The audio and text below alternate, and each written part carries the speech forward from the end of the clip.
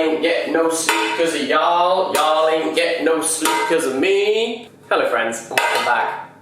Welcome back to my YouTube channel. I'm your host, Mickey Mouse. Apparently, these spot the difference games are getting harder and harder, huh? As we all know, I like to join every trend late. So, in today's video, I'm going to be answering questions I've avoided. Honestly, I can't believe it took me so long to do this video because I am the internet's biggest oversharer. Aside from Trisha Paytas, perhaps, because she does share pictures of her, like, actual butthole. However, in true Jack Edwards fashion, I'm going to be doing this video with a twist. Just to make this video even more chaotic, I'm also going to be attempting, emphasis on the word attempting, to bake a giant jaffa cake. Why? Well, I just like to make things harder for myself, and also I did think that if I'm standing here doing something, then I'll probably be much more honest and open, because it'll be like, just chatting away with a friend. So I feel like I should swear on the Bible or something. Okay, I've got the closest thing I could find. Yes, it is my own book. I solemnly swear, is that what they say? To tell the truth, the whole truth, and nothing but the truth. Amen? But yeah, I am going to be as honest and open as humanly possible because you guys came here for tea. I'm not going to serve you apple juice, alright? So I headed over to my Instagram story to ask you what you wanted to know, and let's just say, you guys are nosy. So let's go through those, and hopefully you guys will get to know me a little bit better, maybe even too well. Roll the title sequence. On tonight's program, ladies and gentlemen, we have something that's going to make you sick.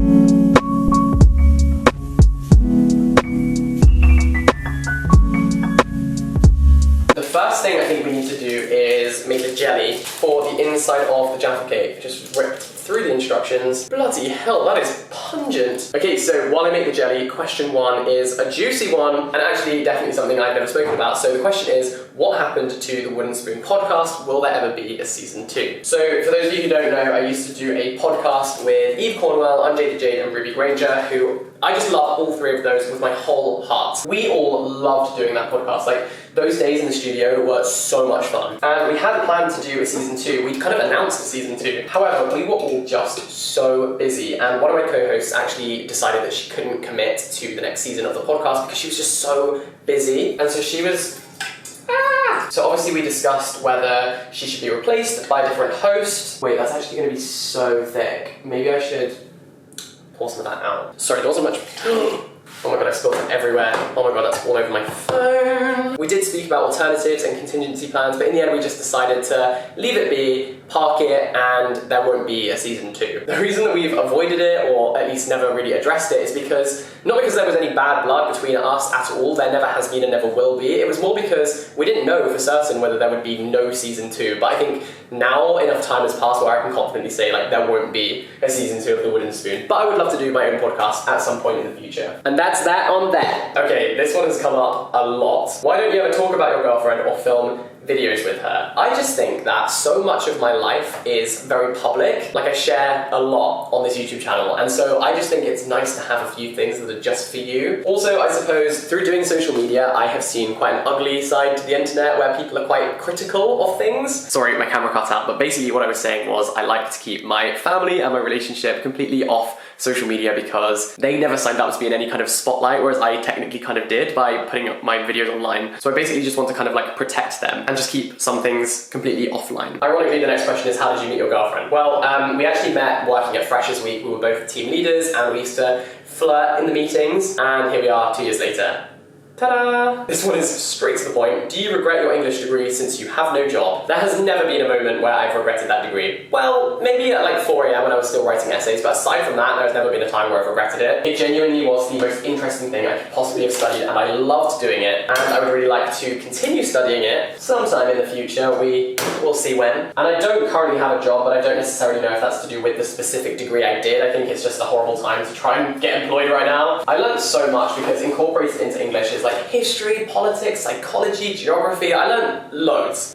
And I honestly think it was just a long-term investment into having a personality. By the way, you may have noticed there's no recipe in front of me, and that is because I watched a video on this last night and very boldly assumed that I would just be able to know what to do. I think I mostly remember it, so we're just gonna see what happens. And the next question is, were you 100% happy with the book, or is there anything you wish you'd added? The book is a weird one, you know, because I'm really happy with the contents of the book and I wouldn't change it. However, was it the dream situation that I had always imagined from when I was a kid? No. And that is because when I was dreaming as a kid, I didn't imagine a freaking pandemic. We had all these big plans to do like a big book tour and that kind of thing, and obviously everything just got completely cancelled. So that was obviously very disappointing. That's the wrong hop. So I think that I kind of had to do all of the marketing myself, just on social media, which wasn't really the plan. Also, it's not really worth thinking about because we can't change things now, but I wrote my book during my final year of university, and at the time I thought that this year I would either be doing a master's or travelling. Obviously I'm not doing either of those things. I actually have a lot of time. I actually have the perfect amount of time to write a book. So, you know, hindsight 2020. I wish I was writing it now and not last year, but it is what it is, and we move. A lot of people are asking how much do you earn,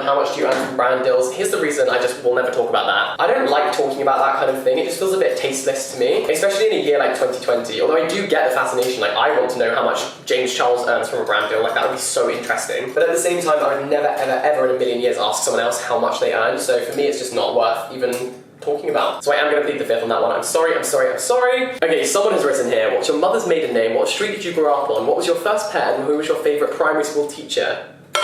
I see what you're doing there. You really tried to finesse the system, and I respect the hustle. Oh. I promise I will answer all of the rest of the questions. This one is, what's the video you regret making the most? And the answer is, drumroll please, my Oxford rejection video. And that is because people just hold that against me and feel the need to have opinions on where I was applying for uni and all of that kind of thing. But your master's application, your master's course is for you. It's not for anyone else. It's just for something that you do for yourself, you know? I don't feel any shame in rejection. I'm not obsessed with Oxford, as people like to say. I guess I don't regret making it as such, but it is, I guess, a vulnerability that people just take advantage of all the time. Do boys have bad body image days too? Oh my gosh, yes. I think they probably don't speak about it very much, but definitely yes. I don't even know if anyone will have noticed this, but I always wear like the longest sleeves I possibly can because I just don't like my arms, and that's fine. But yeah, that is a completely normal thing, and there's no shame in guys having insecurities. What do you think of the Wave House? I think good for them. I will never cease to be impressed by any young people doing well for themselves and turning heads and making people pay attention. They're making content that people haven't been able to do before, especially in the UK, and they're not hurting anyone, so I just think credit where credit's due, that's awesome. Next question is, what kind of jobs have you been applying to? I have been applying to jobs in publishing, in marketing, that kind of thing. My ideal job would be in publishing because through doing my book, I got an insight into that industry and it's incredible. And I would get to just be around books all day. You choose looks, I choose books. However, it is a very competitive industry, so it's not that easy. Should I do that thing from Come Dine With Me, you know, where he puts like the whole whisk in his mouth? No, I'm not going to do that. Your parents are paying for you to live in London. No, I am paying for myself. I'm an independent man. This is a very topical question. Is a Jaffa cake a cake or a biscuit? Well, I am making a giant Jaffa cake, and this is definitely a cake. I think the difference between a biscuit and a cake is whether it has egg in it. So if Jaffa cakes have eggs in it, then yes, they are a cake. Look at me, bakes one cake and thinks he's Paul Hollywood. I don't know, it's also not something I really think about. The next question is one that I've been asked a lot, and that is, why are you not living at home? Why did you move to London when you haven't got a job? The thing is, I do have a job, and that is YouTube, and for me, being here makes so much more sense in terms of making content. There's so much more to do than in my tiny little town that I grew up in. Also, unfortunately, the group of friends that I sort of grew up with are no longer a group. Someone spread some rumours about me which were not very nice and also completely untrue, and it just meant that I lost a lot of my friends from home, which is really sad and something I think about a lot and feel very sad about. It was just one person being quite vicious for like absolutely no reason, like I've never really done anything to them. Because I was always working in London over the holidays, I didn't really get to go home that much while I was at uni, so yeah, kind of just grew apart from people, which is such a shame. This person said, why do you never address or talk about your cute small ears? Yes, my ears are absolutely tiny. Actually, my left ear is kind of like crooked. I don't know if you ever noticed, but this bit is kind of like bent over. And if you've seen the film Finding Nemo, actually, I hope you've all seen the film Finding Nemo, because that is a cinematic masterpiece. One of Nemo's fins is like a little bit mangled, and they all refer to it as his lucky fin. And so when I was a kid, my parents used to refer to this as my lucky fin. How do you know so many YouTubers, like the study tubers, but also people like Has, Byron, and Anastasia? Honestly, I've just always loved surrounding myself by as many interesting people as possible. I just thrive around other people, and I think you can learn something from absolutely everyone. And YouTube has basically just given me the opportunity to meet so many fascinating people, and yeah, I just love talking to anyone, really. I would honestly try and start making a conversation with this cake batter if I could. Why didn't you move in with your girlfriend for this lockdown? I think that I'm still quite young, and also she didn't really have a job in London. It wouldn't really have made sense for her to move here, so it just wasn't the right time for us, but at some point, hopefully we will. Also, moving to London was never really my plan. I was meant to be moving abroad in September. My flight was on the 24th of September, and a lot of people have actually asked me where I was meant to be moving to, and why I never addressed where I was moving to. I was moving to America, and that is why I couldn't go. Because of our old friend, Miss Rona, America is pretty much off limits, so I'm living here for the year and hopefully doing that next year. But we'll see, who knows? A lot of people saying, are you a Tory? And this tells me you don't follow me on Twitter, because if you did, you would know the answer to that question is absolutely not. Next question is, do you want kids? And the answer is yes, absolutely, at some point, but I got shit to do first, and that shit is not going to be found inside a nappy. Do you have beef with any YouTubers? No, absolutely not. This is a vegetarian YouTube channel. However, actually, having said that, this is really funny. So there's a university vlogger called Dylan who made a YouTube video called Ranking Study Tubers. And basically, he ranked everyone from like A or A star to F. Do you know what Dylan ranked me? A C. A C, which is fine, that's fair enough. But I would rank him a C if C stood for cheeky, because a couple of months later he got in contact with my manager, not me, my manager, asking if we could collaborate, and I'm like, sir, does C stand for collaborate? I think the fuck not. It's not so much beef, just a really weird way to treat someone. When are we gonna see a shirtless pig?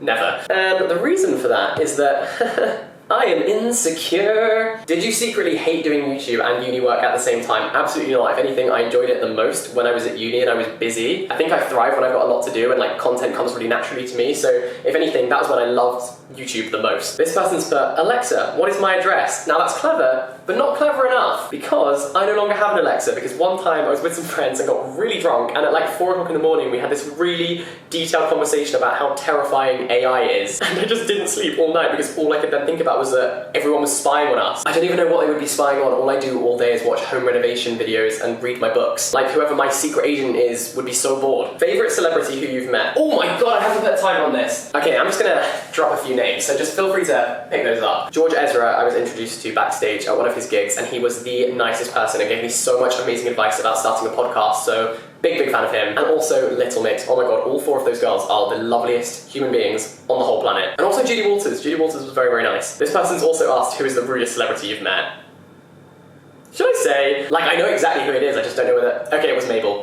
I met Mabel at Ovi from Love Island's ASOS party. So much to unpack there. Why was it there? I don't know. Honestly, she was just being so rude to everyone. I will give her the benefit of the doubt because she could have just been having an off day. I would always give anyone a second, third, fourth chance, but that is my answer. Oops, sorry. Okay, this question is about a YouTuber who made a video about me and what I thought about that video. So basically, someone made a video reacting to my vlogs where they basically agreed with 90% of what I said and then said I had too many cushions on my bed for a straight man, which is just like, okay. So in the grand scheme of things, I don't really care, but when I saw that video, I was just having the worst day. And this is the thing about hate comments, about making videos on other people, is just that you never know what they will be going through behind the scenes when you publish that thing or post that thing. I just remember coming in from a really terrible day, sitting down at my desk on my own and just seeing that, and it just was like, for God's sake. However, imagine your most viewed video on your channel is about me. Are you not embarrassed? That is really embarrassing. Anyway, moving on. The next question is, are you non-binary? The answer is no. I definitely identify as a male and always have. The reason that I have my pronouns in my Instagram bio and my Twitter bio is because I want to make my social platforms and this community a safe space, somewhere that my audience can feel totally accepted and embraced with warmth. And yeah, that's the best thing about this whole job, is that you can make someone feel invited and part of a community. So that's why I have my pronouns in my bio, just because I think we should normalize it. Why did you grow a beard? I don't think you ever said. Honestly, just because it's lockdown, it's the time for trying new things, and it is still here somehow. Okay, I've been chatting for way too long, and the last thing I need to do is melt some chocolate. Why don't you ever share BSL on your channel? So for those of you who don't know, I learned sign language in my final year of university just as like an extracurricular thing, and I started to share a little bit of it on my channel, but I had some very negative feedback from people in the deaf community who said that it wasn't my place to share sign language and that deaf people should be teaching sign, which is totally fair and understandable, and I get it. It's also not for me to decide what is and isn't offensive, and so if deaf people in the deaf community felt that what I was doing by sharing that was offensive, then it's offensive. And the last thing I would ever want to do is to be offensive, so I just decided to stop sharing it. It is something that I'm still learning, and I just got my level 1 certificate, which is so exciting, and I will be starting my level 2 as soon as I can. I learned through JB Training, who employ deaf people, so you learn a bit about deaf culture as well, which I think is really important. And yeah, there are loads of sign language language teachers on the internet who are actually deaf, so I would recommend watching their videos. It's not for me to teach. Jesus, this person says, what are your thoughts on abortion? Okay, my thoughts are no uterus, no opinion. As a man, it is not my role to police women's bodies. I'm completely pro-choice. This person just says, to be or not to be? Well, that is the question. Why did you move out of the United Students building? Is this thing on? Well, a few people were a little bit confused about this because I moved into United Students and then moved out again. But the plan was always that I was going to be living there for 2 months because I was meant to be moving abroad to America. So it was never the plan for me to stay past the beginning of September. And so then I signed for this flat, still living in Camden because I really like this area. And yeah, basically that little 2 months in United Students was a good trial run for living in London and I really liked it. Most famous person in your phone? God, I don't know. I think one time I butt dialed Marlin from Love Island. It was literally 9 AM. I'd been on my phone, I put it like on my bed, and then I was just sitting there playing Animal Crossing, and then I just heard a ringing sound, and then I looked at my phone and it was ringing Marlin from Love Island. So I sincerely apologise, and I think she has probably blocked my number. Will you be reapplying to Oxford? Definitely at some point. I will also be applying to other places as well. I really want to do a master's and then a PhD at some point. Oh my god, the cake! Panic, panic, panic! Oh my god, she's not burned. Thank God for that. Okay, that's not a disaster. What was I saying? Yeah, I do want to do a master's and then a PhD, and I really want to do it in a very specific type of literature, which Oxford just have the best course for. Also, my favourite thing about Durham was like the traditions, the type of architecture in the city, the college system, all of that kind of thing, and Oxford is one of the only other universities that has that, which is why it made sense to apply there. But yeah, to be honest, I'm in absolutely no rush. I've got a lot of travelling and a lot of places to see and people to meet first, so that can wait. Okay, so I don't mean to alarm anyone, but this has gone surprisingly well. Genuinely, no one is more shocked about that than I am. Forget the Great British Bake Off, this is the Great British Jack Off. So this is the bit that's meant to look like the bottom of a Jaffa cake, and like, I'm not even joking. No one saw that. It really does look like the bottom of a Jaffa cake. Genuinely, I've seen Jaffa cakes that look less like Jaffa cakes than this does. And the issue is that right now the jelly is probably bigger than the cake, so I need to cut out a ring from that and put it on top. And I went through the questions on Instagram and I've written down the most frequently asked ones so that I can answer them here. One of the questions was, do hate comments get to you? And the answer is, yes. I am a sensitive little bean. I didn't really think of what I would do with the jelly.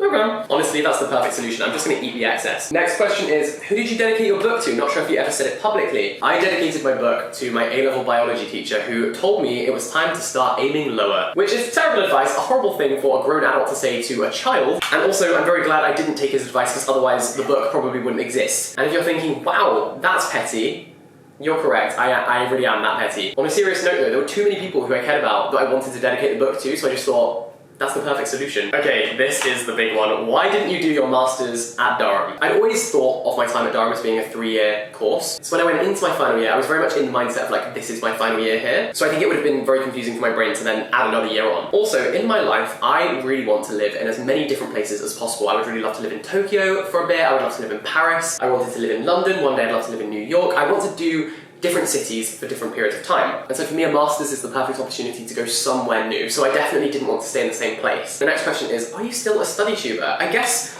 temporarily, not really. That's scary because I hope you guys still want to carry on this little journey, but I'm so grateful for all the opportunities that study tubers brought me, and I'll always love that community so much. And I met loads of my best friends in the whole world thanks to study tube, so I'm very grateful for it. Did you not get on with anyone from the study tube project? I loved being part of the study tube project because I got to get close to people like Paige and Ali Abdul, and it was amazing to get to interact with them for the first time, and I really, really love those people. Also, all of those people are so ambitious, hardworking, creative, imaginative, incredible. I can't work out the best way of doing this. I think if I put that there.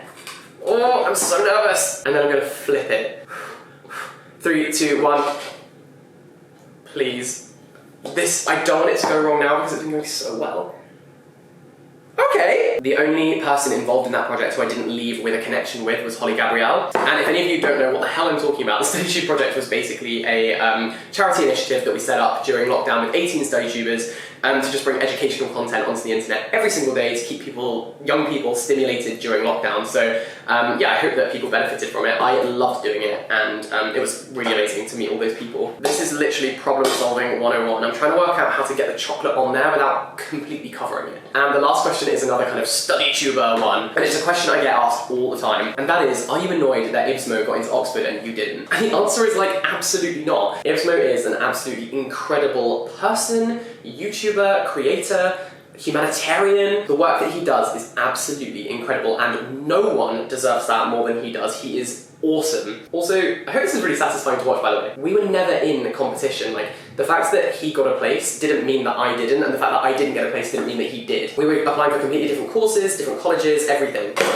That looks absolutely vile. I am so unbelievably proud of it, and I'm so pleased for him, and he deserves it a ridiculous amount, as we all should be. Life is so much better when you just hype everyone up, and you're just happy for everyone else's success. I honestly cannot even believe that I have managed this. So that is looking quite spectacular, and I'm going to just quickly tidy up the edges and put it in the fridge, and then I will update you when it is finally done. I've been filming for like 2 hours. Okay, so somehow 8 hours have passed since I first started filming this video. You know what? I'm gonna put the knife down, but I'm so unbelievably proud to present to you my giant Jaffa cake, my literal child. If you're thinking, wow, that kind of looks like a turd, I'm not gonna lie, I kind of agree. It really is giving me cowpat energy. Also, yes, it is. Ooh. Oh, obviously it would be rude not to try the creation, so.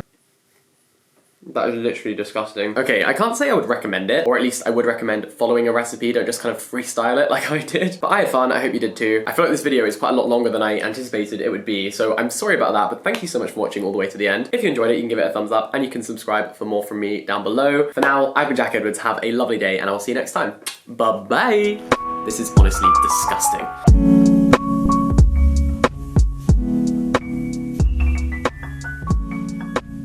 In case I don't see ya, good afternoon, good evening, and good night.